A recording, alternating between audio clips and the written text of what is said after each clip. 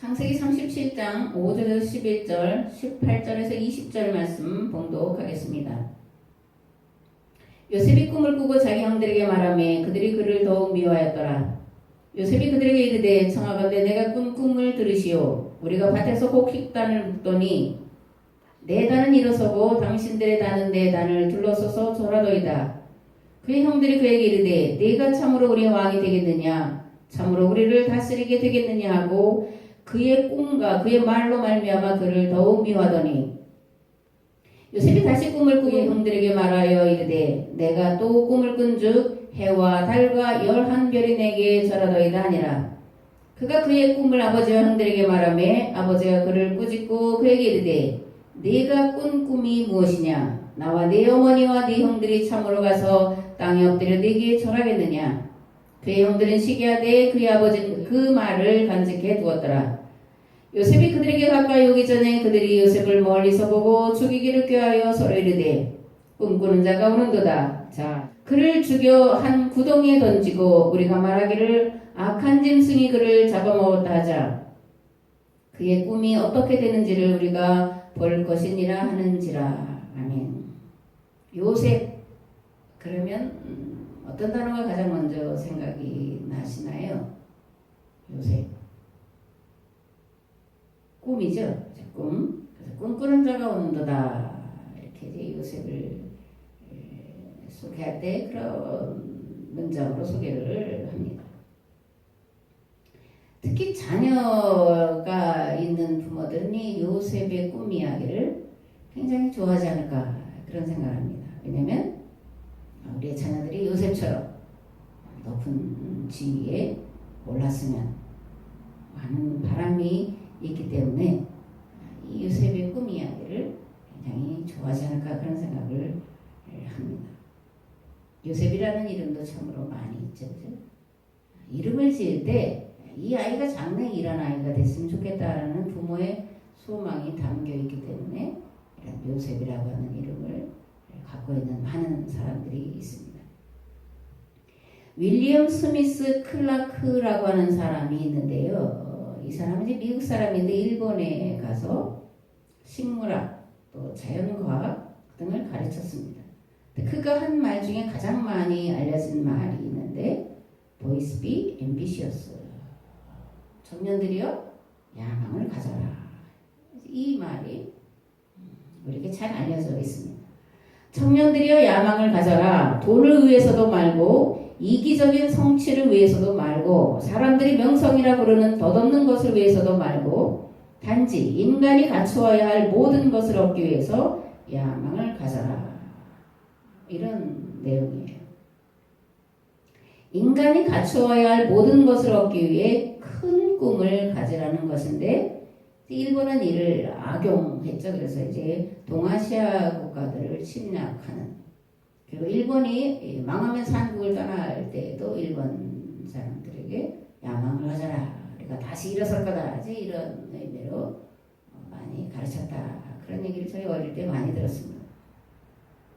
그래서 야망을 가져라. 이렇게 일본 사람들이 자기들의 자녀들에게 가르쳤는데 우리가 잘한 대로 2차 대전 때에 일본이 동아시아 국가들을 점령하면서 대동아 공영권 이런 걸 주창하죠.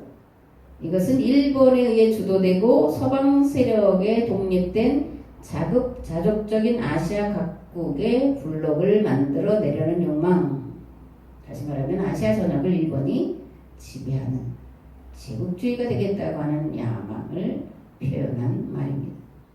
클라크가 말한 인간이 갖춰야 될 모든 것을 얻기 위해서 얻어야 될 야망, 가져야 될 야망은 무엇을 두고 한 말일까? 일단 클라크는 돈, 명예, 이기적인 욕망은 아니라고 말합니다. 클라크는 기독교인이에요. 그래서 일본에 간 목적이 일본 선교에 있었습니다. 그래서 이 클라크가 야망을 가져라고 말할 때 그 야망이라는 말은 일본을 예수 그리스도의 복음으로 복음화시키는 거였어요. 이제 그것을 갖다 쓴 사람이 악용한 것뿐이지 클라크가 쓴 말은 결국 제국주의를 위해서 다시 일어나라 이런 말로 했던 것이 아닌 것을 봅니다. 로버트 주엣이라고 하는 사람이 쓴 세계 재패에 대한 미국의 야심이라는 책이 있어요. 이게 1996년에 이제 번역된 책인데, 이 세계 재패에 대한 미국의 야심이라는 책의 핵심 주제는 예언자적 현실주의와 열정적인 민족주의라는 두 갈래의 미국의 전통이 있다. 이게 이제 핵심 주제예요. 근데 이 두 핵심 주제를 달리 표현하면 미국의 자기애라는 단어가 됩니다. 이 책은 미국이 국제 분쟁에 개입하는 것은 세계를 구원하려는 열정에서 발현된 지극히 선한 의도다라고 미국 사람들이 생각한다, 그렇게 쓰고 있습니다. 이런 미국의 입장에서 볼 때 1990년대에 공산주의가 무너지기 전에 악의 축은 러시아 연방이었고, 소비에트 연방이죠. 러시아 연방이 아니라 소비에트 연방이었고, 30년이 지난 오늘에는 중국입니다. 오늘날은 이 두 전통 중에서 자국 우선주의를 내거는 트럼프 행정부에 의해서 열정적인 애국주의로 좀 더 기울었을 뿐 두 전통은 여전히 미국의 주류 사회에 흐르고 있다, 이렇게 볼 수 있습니다. 그 세계의 평화와 안녕을 이제 책임지겠다. 예전 말로 하면 세계 경찰 국가가 되겠다, 그런 의미도 들어가 있는데, 그런 부분이 많이 퇴색돼 있을지라도 또 미국의 이익이 직결돼서 들어간다, 이렇게 이제 미국을 비판하는 사람들이 이제 말하지만 그런 부분도 있겠지만, 그들이 기본적으로 가지는 세계 평화를 미국이 책임져야 된다. 그 사명이 미국에게 있다. 이런 의미로 미국 사람들이 생각을 한다는 거예요. 그래서 팍스 로마나를 대체하는 팍스 아메리카나. 이게 미국의 두 사상 속에 흐르는 그런 주제다. 이제 그렇게 이 책은 말합니다. 세상에서 가장 자기애에 뛰어난 민족이 있다면 어떤 민족을 꼽을 수 있을까? 미국을 예를 들었지만, 미국도 이제 영국을 통해서 감리교와 침례교, 장로교가 들어가서 세운 나라이기 때문에 성경에 기초한 그런 세계 평화에 이바지해야 될 것이 자기들에게 주어진 사명에서 이렇게 갖고 있는데, 그 원조격으로 이제 말하면 이스라엘이에요. 세계에서 자기애가 가장 뛰어난 민족, 그러면 저는 이스라엘이다, 그렇게 생각을 합니다. 그들에게 내려오는 선민의식, 그리고 그날 사상, 또 그날 사상에 연결된 메시아 대망 사상, 거기에 뿌리를 둔 세대주의적 종말론, 그런 것들이 유대인들의 자기애를 분명하게 보여주는 그런 거다, 그렇게 생각을 합니다. 그날 또 선민사상, 그리고 메시아 대망 사상에 뿌리를 두고 있는 것이 이제 유대인의 종말사상이다, 그렇게 말했는데, 이걸 이제 세대주의적 종말 이렇게도 말합니다. 근데 유대인의 종말사상이 거두고자 하는 열매는 뭐냐면 다윗 왕국의 재현이에요. 미가서 4장 1절에서 2절 말씀에 보면, 끝날에 이르러는 여호와의 전의 산이 산들의 꼭대기에 굳게 서며 작은 산들에 뛰어나고 민족들이 그리로 몰려갈 것이라. 곧 많은 이방 사람들이 감히 이르기를, 오라 우리가 여호와의 산에 올라가서 야곱의 하나님의 전에 이르자. 그가 그의 도를 가지고 우리에게 가르치실 것이니라. 우리가 그의 길로 행하리라 하리니, 이는 율법이 시온에서부터 나올 것이요 여호와의 말씀이 예루살렘에서부터 나올 것이니라. 아멘. 세계 모든 민족에 뛰어난 민족이 되게 하겠다. 만일의 만방이 예루살렘으로 몰려올 것이다, 라는 말은 바벨론 포로 귀환에 대한 말씀인데, 이건 역사적으로 이루어진 말씀이에요.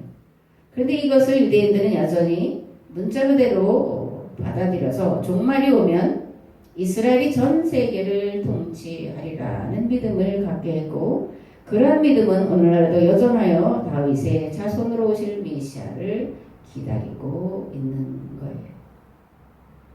백두 예루살렘, 이런 말 들어보셨죠? 그죠? 그리고 메시아닉 주, 이런 말도 들어보셨습니다. 메시아닉 주라는 말은 뭐냐면 유대인들 중에 예수님을 메시아로 믿는 사람들을 메시아닉 주 이렇게 말해요. 이 메시아닉 주들이 일으킨 운동이 백투 예루살렘이고, 그리고 이 백투 예루살렘의 복음이 전파되면 세상에 종말이 오리라 이런 의미인데, 이건 사도행전의 땅끝 또는 마태복음의 온 세상을 이스라엘로 생각해서 이런 운동을 펼치고 있습니다. 그래서 24시간 기도하는 그런 모임도 전 세계적으로 있고, 10만 명의 선교사를 파송하는 중국의 그런 모든 운동들이 다 이 백투 예루살렘과 이제 관계되는 건데, 땅끝 그리고 온 세상이 예루살렘으로 예수님이 말씀하신 거냐면 그렇게도 해석을 할 수 있는 부분도 있죠. 왜냐하면 거기가 복음이 들어가지 않으니까. 예수님이 거기서 나셨어도 유대인들이 예수님을 그리스도로는 받아들이는 메시아닉 주가 종종 있지만 그분을 하나님으로 받아들이는 사람들은 절대 없기 때문에 거기가 땅끝이다 그래도 맞겠지만, 그게 이스라엘에, 그래서 예수님을 그들이 그리스도로 받아들이면 종말이다라는 것은 오버하고 잘못된 성경 해석이다 그렇게 생각을 합니다. 땅끝 온 세상을 예루살렘으로 해석해서 이런 운동들이 이제 벌어지고 있는데, 이런 종말에 대한 세대주의적 해석이나 또 임박한 종말론이나 또는 세상이 말하는 파국, 그런 것은 성경이 말하는 종말론과는 너무나 다르다는 것을 우리가 분명히 알아야 됩니다. 성경이 말하는 종말은 이 땅에 하나님 나라가 완성되는 때를 말해요. 그리고 이 땅에 하나님 나라가 이루어지는 그 때와 시기는 하나님도 모르신다. 다시 말하면 예정돼 있고 확정돼 있는 것은 아니다라는 거예요. 그 때와 시기는 오늘 개혁 공동체인 교회가 어떻게 십자가의 삶을 사느냐에 따라 달라지는 겁니다. 교회가 세상을 하나님 나라로 만들어가는 살아있는 신앙을 가지고 있느냐에 달려 있습니다. 오늘 세계화 공동체인 교회는 자신의 신앙이 살아있는 신앙인지를 점검해 봐야 합니다. 모든 피조물들을 살리는 신앙인지를 돌아봐야 합니다. 요셉의 꿈 이야기를 통해 창세기가 진정으로 말하고자 하는 바가 무엇일까 한번 생각을 해보셨나요? 앞에도 말한 것처럼 요셉의 꿈, 그래서 우리 자녀들이 잘 되고 그러기를 소망해서 요셉으로 이름 짓고 또는 그런 요셉 같은 자가 되게 해주세요 그렇게 기도를 하는데, 과연 창세기가 요셉의 이야기로 마무리하면서 그 이야기를 그걸 말하려고 하는 것일까? 토라, 율법서, 모세오경의 마지막이 창세기고 그 창세기의 마무리가 요셉으로 끝나는데, 큰 꿈을 가져라, 야망을 가져라, 그래서 세상에서 높은 지위를 가져라, 뭐 잘되라, 이런 것을 말하려고 정말 성경이 썼겠냐? 그럼 우리가 한번 깊이도 아니고 아주 상식적으로 생각해 봐도 그건 아니다 그렇게 여겨질 거예요. 요셉의 비전, 또는 요셉 프로젝트라고 말할 수 있는 요셉의 꿈은 무엇을 말할까? 요셉은 무엇을 실현하고 있나? 또 이스라엘은 어떤 나라를 실현해야 되냐? 교회는 어떤 나라를 실현해야 되냐? 이 전체적인 것을 말하고 있는 것이 요셉의 꿈 이야기인데, 하나님 나라예요. 거룩한 나라예요. 하나님의 법으로 통치되는 나라, 신분과 지위와 빈부의 차별이 없고 공평과 정의가 실현된 나라, 희년, 그죠?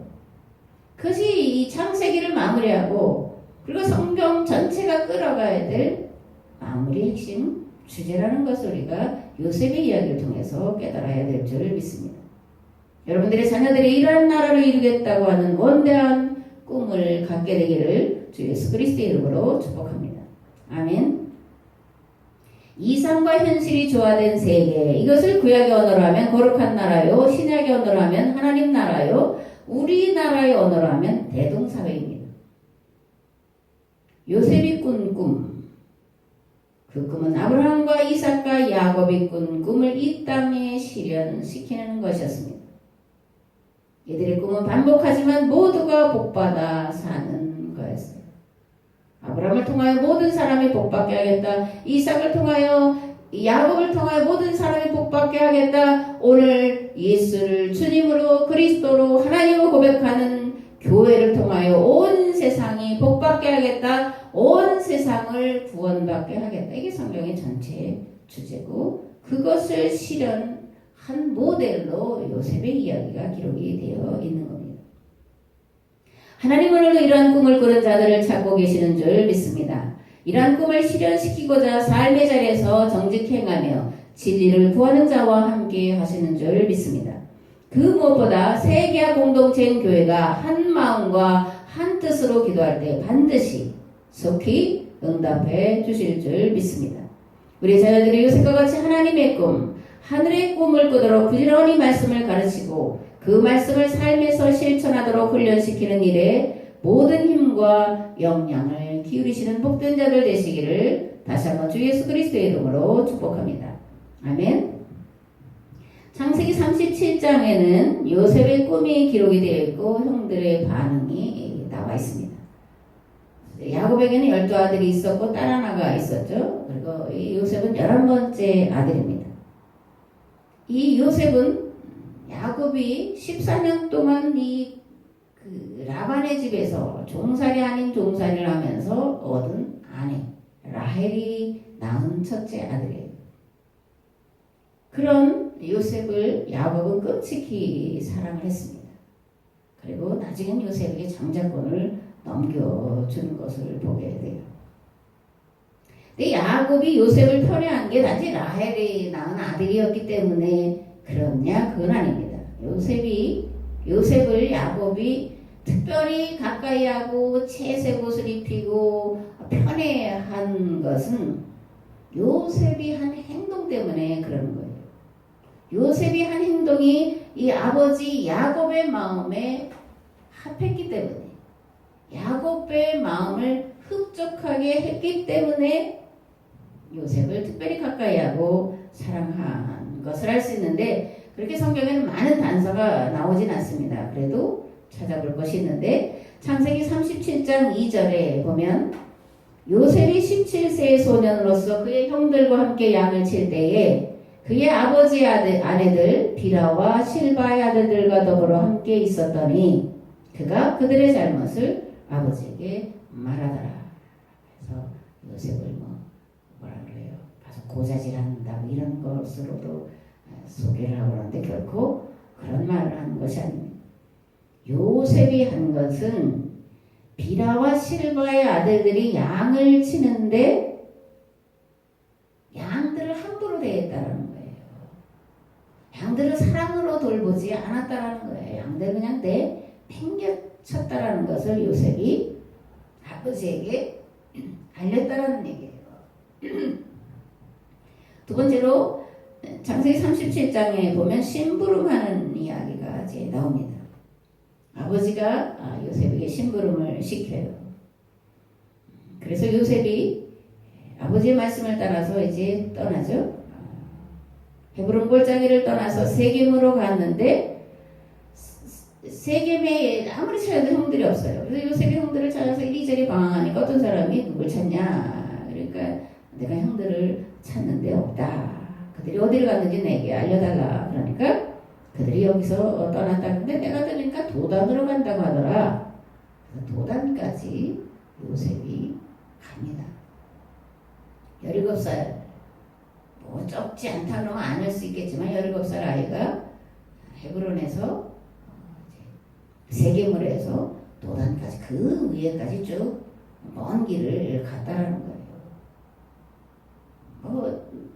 헤브론에서 도단이 아니라 어디라 그러지? 세겜으로 갔더니 형들이 없어. 아무리 찾아도 못 찾아 그러면 돌아갈 수 있겠죠. 그래서 아버지 아무리 찾아도 못 찾아서 돌아와서 이렇게 할 수도 있는데 요셉은 그렇게 하지 않고 너무 멀리 도단까지 결국은 형들을 찾아갑니다. 야곱이 요셉을 이 아들들에게 보낸 이유가 앞에서도 말씀드렸지만 이 아들들이 자기가 원하는 대로 양들을 치지 않는 걸 알았기 때문에 더군다나 아버지 집에서 멀리 떨어져서 양을 칠 때 이들이 어떻게 할지가 너무나 걱정이 돼서 요셉을 보낸 거죠. 이런 아버지의 마음을 요셉이 너무나 잘 알고 먼 길까지 물어물어 찾아갑니다.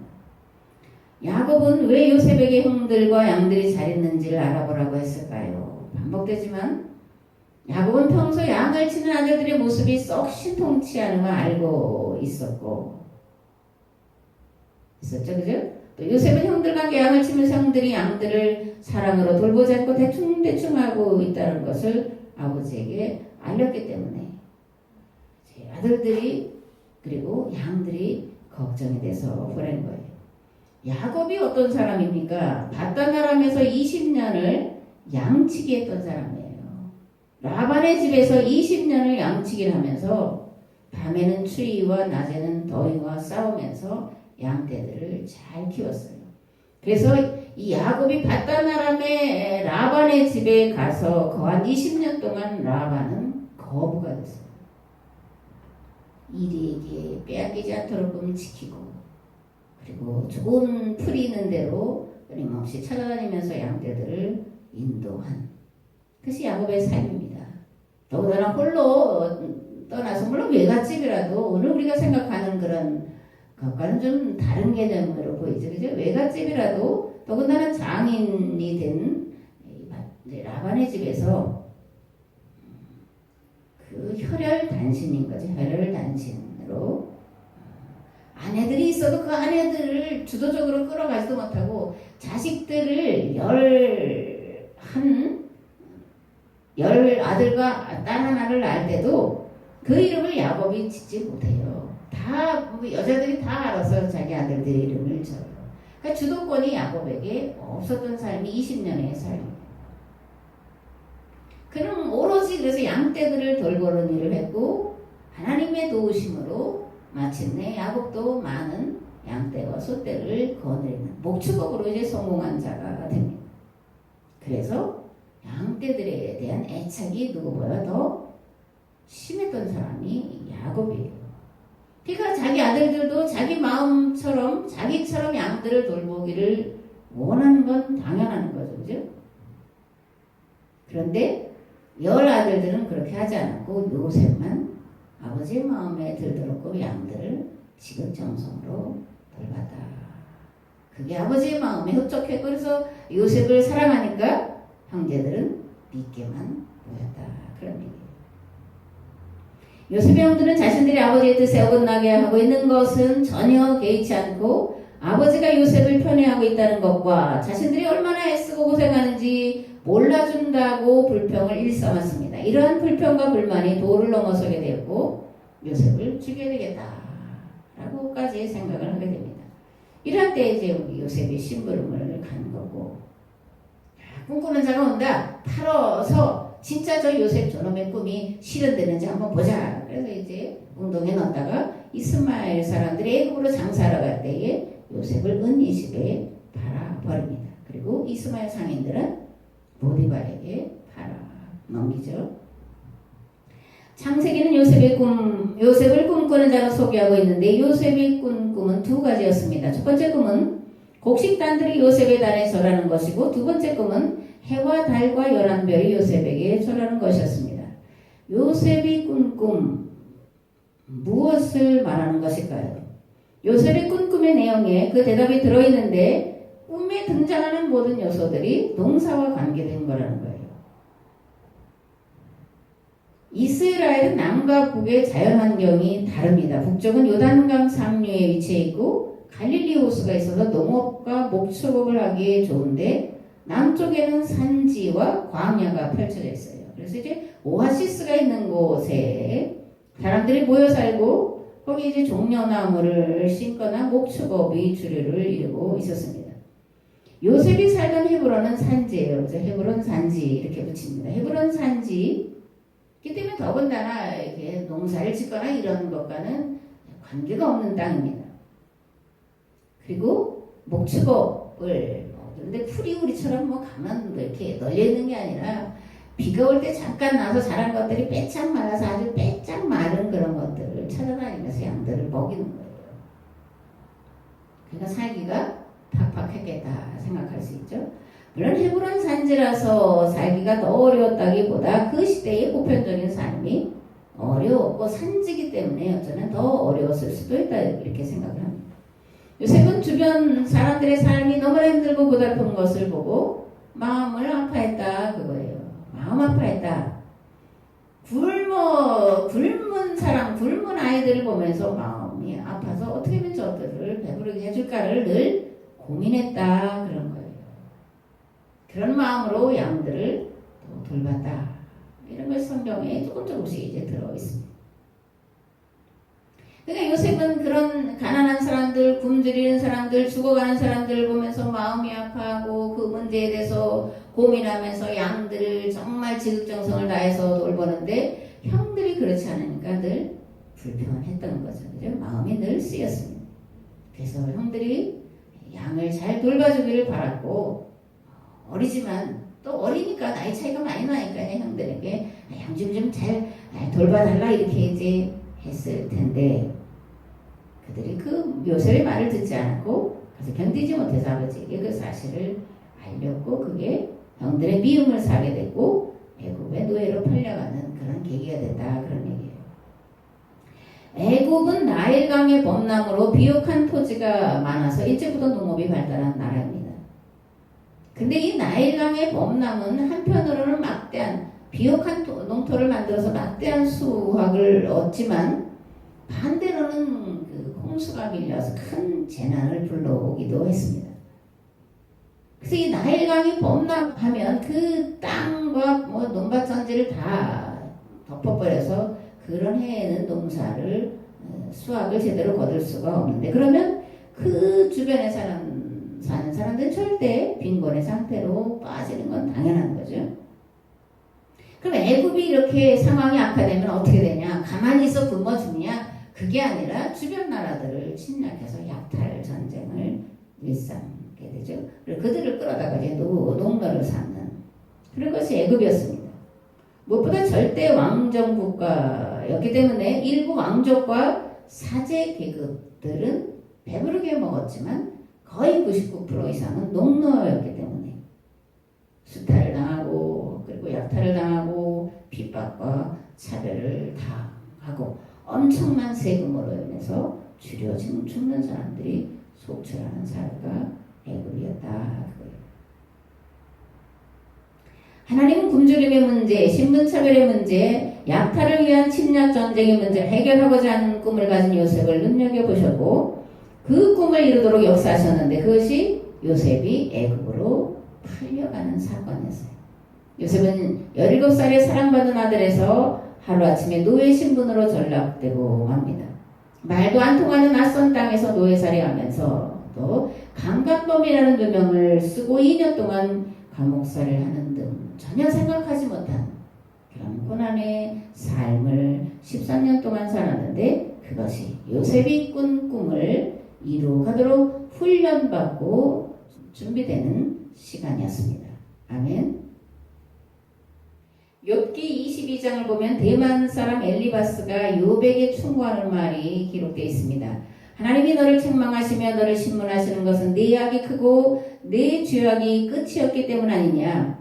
네가 까닭없이 형제를 볼모로 잡으며 헐벗은 자의 의복을 벗기며 목마른 자에게 물을 마시게 하지 아니하며 죽인 자에게 음식을 주지 아니하고 과부를 빈손으로 돌려보내며 고아의 팔을 꺾었다고 말하면서 내가 지금 이런 고난을 당하는 것이 이런 죄 때문이니까 회개하라 이렇게 말합니다. 이런 엘리바스의 말에 욥은 이렇게 말합니다. 오늘도 내가 반항하는 마음과 근심이 있나니 내가 받는 재앙이 단식보다 무거움이라. 내가 어찌하면 하나님을 발견하고 그의 처소에 나아가랴. 어찌하면 그 앞에서 내가 호소하며 변론할 말을 내 입에 채우고 내가 내게 대답하시는 말씀을 내가 알며 내게 이르시는 것을 내가 깨달으랴. 그가 큰 권능을 가지시고 나와 더불어 다투시겠느냐. 아니로다 두려워 내 말을 들으시리라. 거기서는 정직한 자가 그와 변론할 수 있은즉 내가 심판자에게서 영원히 벗어나리라. 그런데 내가 앞으로 가도 그가 아니 계시고 뒤로 가도 보이지 아니하며 그가 왼쪽에서 일하시나 내가 만날 수 없고 그가 오른쪽으로 돌이키시나 배울 수 없구나. 엘리바스의 말에 욥이 억울하다 그런 거예요. 그래서 하나님을 발견하면 나의 정직과 의로움을 호소하고 변론하겠다.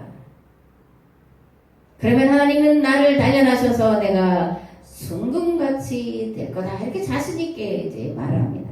그랬던 욥이 하나님을 배웠고 이렇게 고백합니다. 주께서는 못하실 일이 없사오며 무슨 계획이든지 못 이루실 것이 없는지라오니 무지한 말로 이치를 가리는 자가 누구니까? 나는 깨닫지도 못한 일을 말하였고 스스로 알 수도 없고 헤아리기도 어려운 일을 말하였나이다. 내가 말하겠사오니 주는 들으시고 내가 주께 묻겠사오니 주여 내게 알게 하옵소서. 내가 주께 대하여 귀로 듣기만 하였사오나 이제는 눈으로 주를 배웠나이다. 그러므로 내가 스스로 거두어드리고 티끌과 제 가운데서 회개하나이다. 아멘. 자기의 의의를 주장하던 욥이 자신의 무지와 어리석음과 불의를 회개하고 있습니다.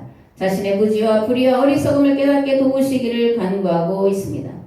요셉의 노예살이와 억울한 옥살이는 요셉을 진정한 하나님의 사람으로 다듬어 가시는 광야였습니다. 자신의 꿈이 하나님의 꿈과 일치되고 꿈을 실현시키는 방법이 하나님의 방법과 일치되도록 다듬어가는 시간이었습니다. 하나님의 마음과 하나님의 방법과 일치될 때 마침내 바로 앞에 서게 되고 총리가 되어 애굽의 노예들을 해방시키는 일들을 이루게 되었습니다. 아멘. 하나님이 들어쓰시는 사람은 누구일까요? 가장 큰 꿈을 꾸는 자입니다. 그렇다면 가장 큰 꿈은 무엇일까? 뜻이 하늘에서와 같이 땅에서도 이루어지게 하는 것입니다. 하늘에서 이루어진 하나님의 뜻은 무엇일까? 모두가 골고루 배부르고 모두가 행복하게 사는 세상을 만드는 것입니다. 빈부 차이 없이 신분이나 지위 차별 없이 공의와 정의가 실현된 세상을 만들어 가는 것입니다. 각자 자기에게 주어진 삶의 자리에서 열심히 일하며 그것으로 자녀들을 양육하고 부모와 형제와 이웃이 서로 어우러져 살아가는 대동사회를 이루는 것입니다. 하나님은 이러한 꿈을 꾸는 자를 찾으시고 그로 꿈을 실현할 수 있도록 도우실 뿐 아니라 꿈을 실현시킬 수 있는 자로 만들어 가시는 줄 믿습니다. 꿈을 실현시킬 자로 만들어 가시는 하나님의 도구는 고난입니다. 환난과 핍박입니다. 사도 바울은 로마서에서 이렇게 말합니다. 그러므로 우리가 믿음으로 의롭다 하심을 받았으니 우리 주 예수 그리스도로 말미암아 하나님과 화평을 누리자. 또한 그로 말미암아 우리가 믿음으로 서 있는 이 은혜에 들어감을 얻었으며 하나님의 영광을 바라고 즐거워하느니라. 다만 이뿐 아니라 우리가 환난 중에도 즐거워하나니 이는 환난은 인내를, 인내는 연단을, 연단은 소망을 이루는 줄 알미로다. 아멘. 온 세상이 바이러스로 인해 고통당하고 있습니다. 돈 있는 자는 더 많은 돈을 벌고 가난한 자는 더욱더 가난해지고 있습니다. 5억이 넘는 인구가 절대 빈곤의 나락으로 떨어져 생사를 넘나들고 있고 편리함을 맛본 성도들은 교회로부터 스스로 멀어지고 있습니다.